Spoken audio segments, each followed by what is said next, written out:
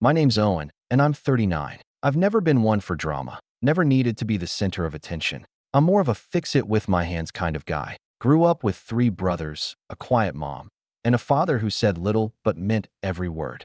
You could say I was raised to value peace over conflict, patience over pride. So when I met Angela, it wasn't some grand romantic whirlwind. It was a steady, slow burn. She was kind, warm, grounded. A single mom with a daughter already in high school, and still carrying the weight of a messy divorce that had left some cracks in her family. But we clicked. Not just sparks and butterflies, but something solid, real. I didn't come into Angela's life trying to replace anyone, least of all her daughter's father. I knew better than that. Her daughter, Lacey, was 16 when I met her. She had her mom's green eyes, but that was about where the similarities ended. Where Angela was calm and thoughtful, Lacey was fire and fury, all sharp edges and standoffish glares. I told myself it made sense. Teenagers are rough. A new guy in the house. Of course she'd be suspicious. Her parents had divorced just a year prior. I knew I had to earn her trust. So I did what I always do. I tried. Quietly. Consistently. I offered rides when Angela had late shifts. I remembered her favorite ice cream. I fixed the lock on her bedroom door without being asked. Nothing grand. Just steady. But with Lacey, nothing I did ever landed quite right. There was always this layer of coldness. Like every time I entered a room, I was stepping into a silent standoff. I didn't push it. I figured time would soften things. People grow up.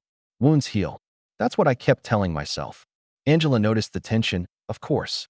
She'd talk to Lacey behind closed doors, come out with this worried look on her face, then brush it off with a soft smile. She just needs time, she'd say. It's not you, Owen. She's still holding on to a lot of anger from the divorce. And I believed her. I wanted to. So I stayed patient. For months. Even when Lacey would make little jabs at dinner, muttering, "Must be nice to play house with someone else's family." Even when she refused to sit in the car if I was driving. Even when she accidentally let our dog out the side gate after I spent hours putting in a new latch. I chalked it all up to grief, anger, youth. I didn't want to be the reason Angela had more stress. But things shifted after I moved in. Angela and I had been dating for nearly 2 years by then, and we'd decided it was time. The lease on my apartment was up, and the idea of building something real, something shared, felt right. Angela seemed happy. She painted the guest room together with me. We even talked about maybe getting a place of our own in a couple of years when Lacey went off to college. Lacey, on the other hand, acted like I'd personally declared war on her life. The day I moved in, she didn't say a single word.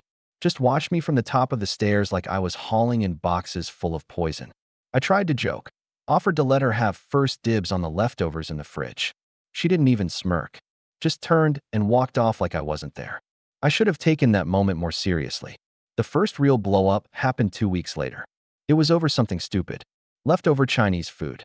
I'd written my name on a container of sesame chicken, not because I was being petty, but because I was planning to bring it for lunch the next day. But it was gone by morning. When I asked Angela, she said she hadn't touched it. Lacey, standing a few feet away scrolling on her phone, just smirked and said, "Oops. Must have been the Homewrecker ghost." Angela's head snapped around. Lacey. But Lacey just rolled her eyes and walked off. I stood there holding an empty takeout container, more stunned than anything. It wasn't the food. It wasn't even the insult. It was the way she said it, like she'd been waiting to say it. Like it was something she'd been chewing on for months, and now she finally felt bold enough to spit it out. Angela apologized, said she'd talk to her, and maybe she did, but things only got colder from there. It wasn't just the name calling, though that certainly escalated. It was the quiet war. Doors slamming just a little too hard when I was on a call.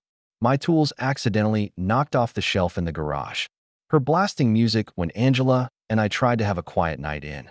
One night, she unplugged the Wi-Fi in the middle of a movie we were watching, then claimed she was trying to vacuum.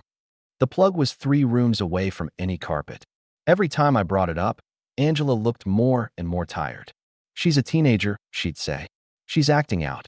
"I'm doing my best, Owen." And I knew she was. She was stuck between the man she loved and the daughter she was trying not to lose. I never wanted to put her in that position, so I kept swallowing it, telling myself I was the adult here. I could take it. But what I didn't realize is that when someone keeps stomping on your patience, it stops looking like grace. It starts looking like weakness. The tipping point came on a Sunday afternoon.